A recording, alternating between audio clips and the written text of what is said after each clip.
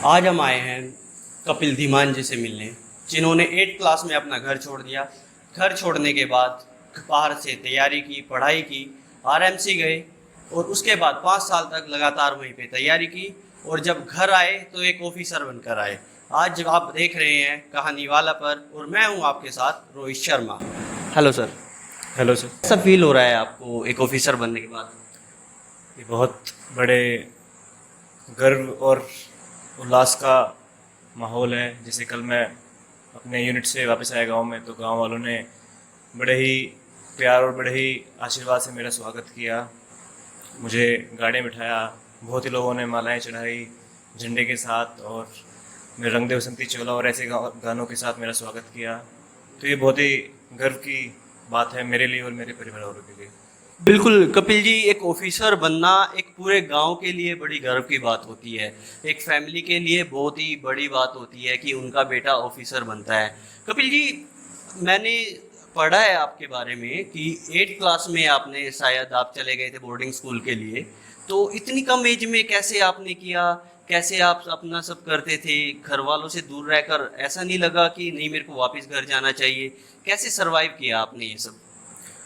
इसका पूरा श्रेय मैं अपने परिवार वालों, जिनका प्यार मेरे साथ रहा, और मैं अपने स्कूल को देना चाहूँगा, जो कि राष्ट्रीय मिलिट्री कॉलेज देहरादून में स्थापित है। तो वहाँ पे जैसा माहौल हमारे होता है, मतलब हमारे साथ के जो हमारे क्लास वाले होते हैं वही हमारा परिवार होते हैं। छोटी छोटी चीज़ लेके अंडे को निकालना जो काफ़ी बड़ी चीज़ होती है, वो हमें सब कुछ हमारा स्कूल सिखाता है, हमारे सीनियर सिखाते हैं। चाहे वो कोई भी गेम हो, चाहे कोई भी सब्जेक्ट में हमें प्रॉब्लम आए, जहाँ पे हमारे पेरेंट्स होने चाहिए वहाँ पे हमारे सीनियर्स और हमारे क्लास वाले होते हैं। हमें परिवार की याद आ रही है। परिवार की याद आती थी तो करते क्या थे आप उस टाइम पे? क्या बस फोन पे बात करने भर से हो जाता था? क्या करते थे आप? कई बार ऐसा होता था कि महीने महीने तक हमारे घर वालों से बात नहीं हो पाती थी। हमने अपने साथ वालों को देखा है कि वो बाथरूम में बैठ के रो रहे हैं। तो ऐसे कठिन समय में हमें अपनी फीलिंग्स दबानी पड़ती थी, क्योंकि अगर हम रात को हमें नींद, मतलब हमारे पेरेंट्स की याद आ रही है, तो हमारे पास कोई जरिया नहीं था। मतलब उस टाइम फ़ोन नहीं होते थे और हमें फ़ोन अलाउड भी नहीं थे। तो हम अपने साथ वालों के साथ ही मतलब मिल बैठ के प्रॉब्लम सॉल्व करते थे। और अगले दिन अगर हमें मतलब ज़्यादा ही इच्छा थी बात करने की, तो हमारे टीचर्स वगैरह, हमारे ऑफिसर्स जो थे, वो हमारी बात करा देते थे घर वालों से।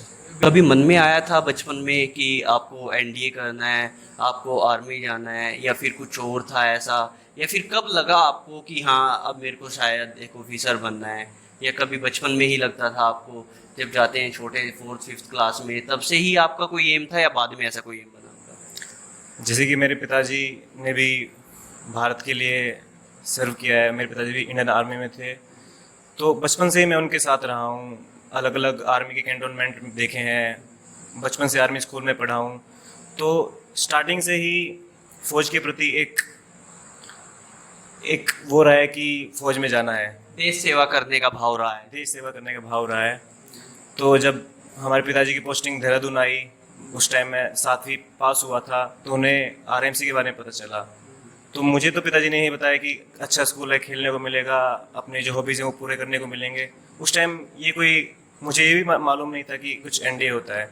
तो पिताजी ने कहा कि चले जाइए, तो हमने उसके लिए मेहनत की, घर वालों का साथ रहा, बड़े भाई ने तैयारी कराई, तो हम आरएमसी क्लियर हुआ, जो कि स्टेट वाइज एक ही वैकेंसी होती है उस स्कूल के लिए। तो हमने रिटर्न दिया, उसके बाद इंटरव्यू दिया और हमने आरएमसी ज्वाइन किया। और आरएमसी में जब गए तो वहाँ एक अलग ही माहौल होता है। मतलब हमारा सिर्फ एक ही फोकस होता है कि हमें एनडी जाना है।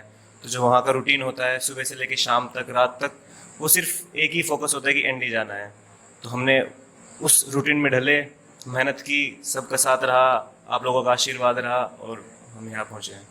बिल्कुल। अच्छा, अभी तो देखिए आपका क्लियर हो गया है, आप एक ऑफिसर हैं अभी। तो कुछ ऐसा लगता है आपको पोस्टिंग कहाँ पर मिले, कहाँ पर रहकर आप काम करना चाहते हैं, कहाँ पर ऐसा कुछ है मन में? जैसे हम अब भारत की सेवा के लिए लग चुके हैं, तो अब जो हमें ऑर्डर मिलेंगे वो फॉलो करना है। पोस्टिंग कहाँ आएगी कहाँ नहीं आएगी वो हमारे हाथ में नहीं है। अगर हमें कहा है कि चाइना बॉर्डर पे जाना है, जैसे अब आजकल देख रहे हैं कि काफ़ी सिचुएशन टेंस हो गई है, तो अगर हमें कहते हैं चाइना बॉर्डर जाना है तो हम चाइना बॉर्डर जाएंगे, पाकिस्तान बॉर्डर जाना है पाकिस्तान बॉर्डर जाएंगे। तो चॉइस हमारे हाथ में नहीं है इतनी। बिल्कुल ऐसा नहीं है कि हमें कहीं भी भेज दो, हमें तो बस देश सेवा करनी है। चाहे चाइना बॉर्डर हो, चाहे पाकिस्तान बॉर्डर हो, अब हमने बंदूक उठा ली है देश के लिए, अब हम देश के लिए कुछ भी कर देंगे। जी बिल्कुल। बिल्कुल उसी तरह का एक जज्बा आ गया है अंदर देश सेवा का। जैसे आपकी परिवार पहले से ही आपने बताया, हम भी एक रिसर्च करके आए हैं, आपके पापा हैं जो वो भी आर्मी में रहे हैं, तो एक उसी तरह का जज्बा आपके अंदर भी है कि अब तो बस देश सेवा करनी है और वही हम करेंगे। जी बिल्कुल, हमारे पिताजी ने भी 25 साल इस देश के लिए कुर्बान किए हैं और अब हमारी ज़िंदगी जो आगे बची हुई है देश के लिए हाजिर है। कपिल जी, एक क्वेश्चन और है मेरा आपसे कि कभी ऐसा माइंड नहीं हुआ, माइंड डिस्ट्रैक्ट हो गया हो? आप तो काफ़ी अच्छे हैंडसम स्मार्ट हैं, कभी ऐसा नहीं रहा कि माइंड डिस्ट्रैक्ट हो गया हो? आजकल तो लड़के डिस्ट्रैक्ट हो जाते हैं। हुआ है, जैसे आजकल सोशल मीडिया का हाँ। काफ़ी प्रचलन है, तो काफ़ी टाइम होता है कि नहीं यार हो जाएगा, कल कर लेंगे, परसों कर लेंगे, लेकिन एक होता है कि गोल बनाना कि मुझे करना है, और एक होता है उस गोल पे चलना कि बाकी सारे अपने आराम की ज़िंदगी छोड़ के एक गोल को पाना। तो वो सिर्फ अपने मेहनत से नहीं आता, उसके लिए काफ़ी और चीज़ें होती हैं, दृढ़ निश्चय करना होता है, बड़ों का आशीर्वाद इसमें काफ़ी महत्वपूर्ण पार्ट रखता है। तो काफ़ी बार हुआ है कि नहीं हो गया है, रात को लेट होके सो जाते हैं, और हुआ है कि दूसरी राह पे जाने का मौका मिला, लेकिन हमने अपने आप को कंट्रोल किया है। हाँ, जब भी डिस्ट्रैक्ट हुआ है तो फिर अपने गोल को ध्यान किया है कि हाँ हमारा ये गोल है, मेरे को तो बस एक बार एनडीए करना है, उसके बाद देख लेंगे, पूरी ज़िंदगी आराम से फिर गुजारनी है तो उसके बाद ये सब कर लेंगे। फुटबॉल भी काफ़ी अच्छा खेलते थे, फुटबॉल के कैप्टन है, सुना है रहे हैं आप अपने स्कूल में। जी फुटबॉल नहीं, हॉकी। तो जैसे मैंने बताया कि स्कूल में सारे गेम खिलाते हैं हमें, तो अगर आपको 12-13 साल की उम्र में अगर एक्सपोजर मिल रहा है सारे गेम्स के प्रति, तो एक आपको पता चल जाता है कि आपको इंटरेस्ट किस गेम की तरफ है। जैसे हमें बताया जाता है कि एक इंडिविजुअल गेम जो कि होता है कि जिसमें आप अकेले खेल रहे हो, और एक टीम गेम को पिक किया जाए, तो मेरा इंटरेस्ट हॉकी की तरफ बढ़ता गया। तो मैं 10वीं क्लास में स्कूल की टीम में आया था हॉकी में। फिर देहरादून में जैसे काफ़ी स्कूल हैं, तो एक गेम्स का काफ़ी अच्छा माहौल है, तो हम धीरे धीरे बाकी स्कूल की टीम के साथ खेले। फिर आउट स्टेशन टीम्स आती थी, उनके साथ खेले, तो धीरे धीरे गेम के प्रति माहौल बढ़ा। फिर एनडीए गए। एनडीए में एक टूर्नामेंट होता है जिसमें सारी एकेडमीज आती हैं, मतलब जो आर्मी की एकेडमी है, नेवी की एकेडमी है, तो एक मीट होती है, उसमें हम खेले, वहाँ पे हमने स्वर्ण पदक जीता। तो ऐसे ही गेम खेले। बिल्कुल। थोड़े अभी जो हमारे ऑडियंस हैं उनको कुछ मैसेज देना चाहेंगे, कोई यंग बच्चे कि किस तरीके से वो करें? अभी आपको देख रहे होंगे, आपको सुन रहे होंगे, उनको आप कोई मैसेज देना चाहेंगे? मैं आज के ऑडियंस को या आज के यूथ को यही मैसेज देना चाहूँगा कि हम अपने कल्चर को भूल रहे हैं। अगर हम अपने पहनावे, अपने खान पीन से शुरू करें, तो हम थोड़ा वेस्टर्न कंट्रीज़ की तरफ ज़्यादा जा रहे हैं, और अपने रूट्स, जो अपने विचार हैं, अपने बड़ों से जो हमें सीख मिलती है, वो हम थोड़ा भूलते जा रहे हैं। जैसे नई टेक्नोलॉजी आ रही है, फ़ोन आ गए हैं, टीवी आ गया है, सोशल मीडिया का जैसे इतना आजकल बढ़ावा चल रहा है, तो उसमें हम अपने बेसिक्स भूल रहे हैं।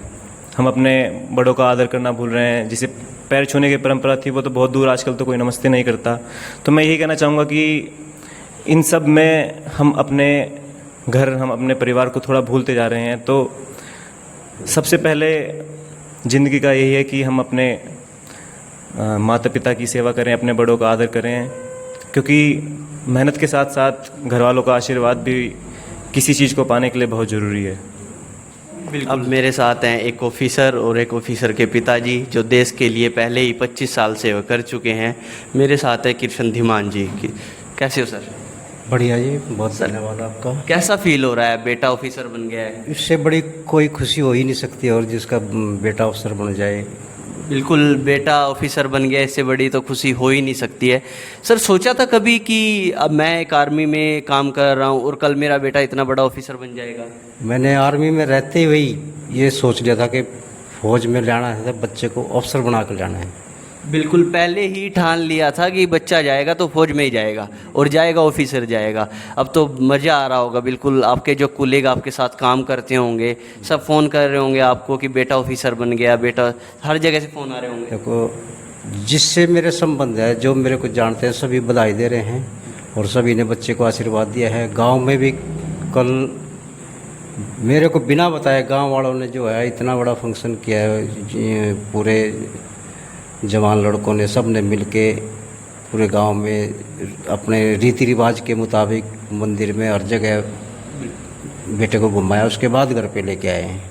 बिल्कुल, जैसे कृष्ण जी ने बताया कि हिंदू रीति रिवाज के मुताबिक बेटे को पहले मंदिर लेके गए और गांव के जो यूथ ने एक अच्छा फंक्शन किया, अच्छा ढोल वोल बजा के तिरंगे झंडे के साथ एकदम बड़े सही तरीके से सम्मान के साथ उनको घर लाया गया।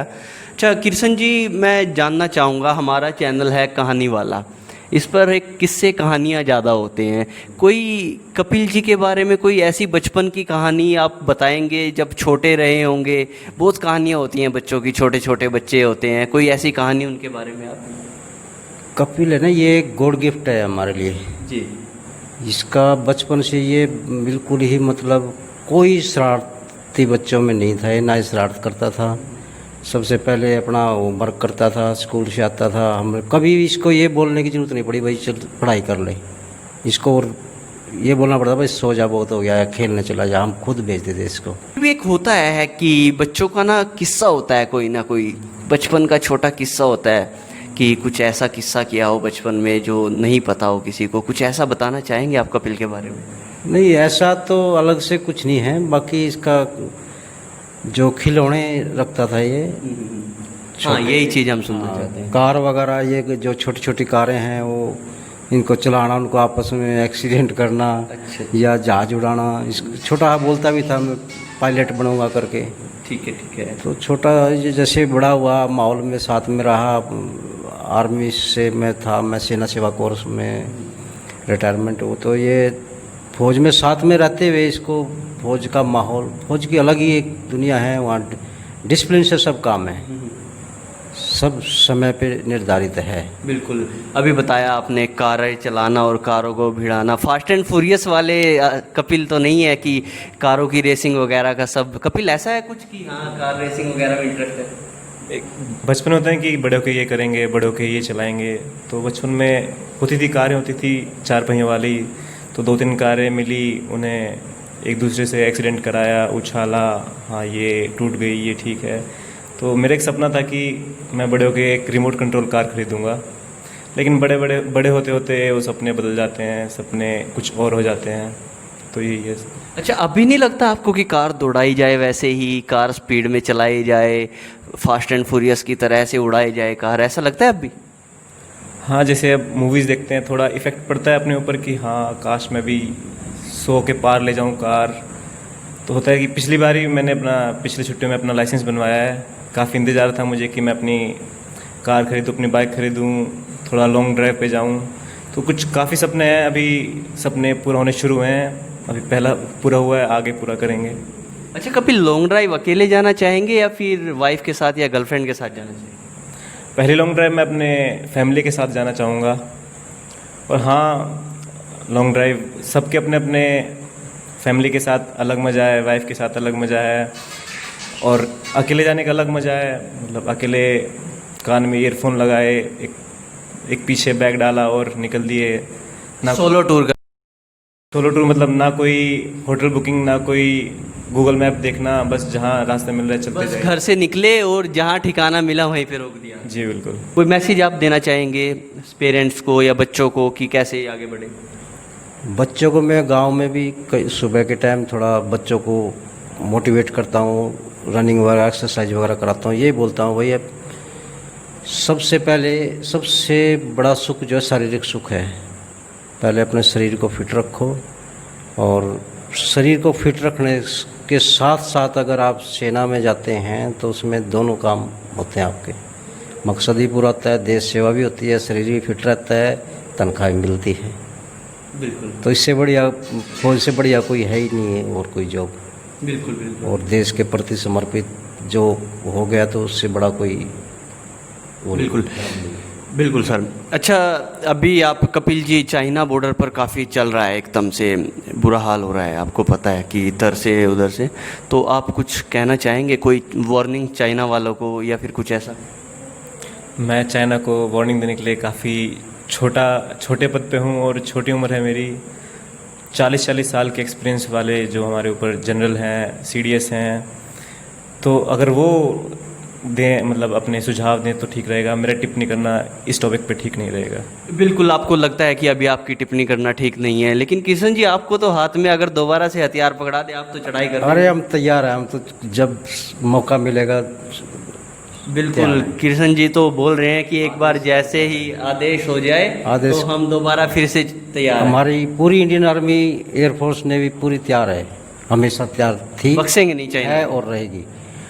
वो रिजल्ट कोई नहीं जानता।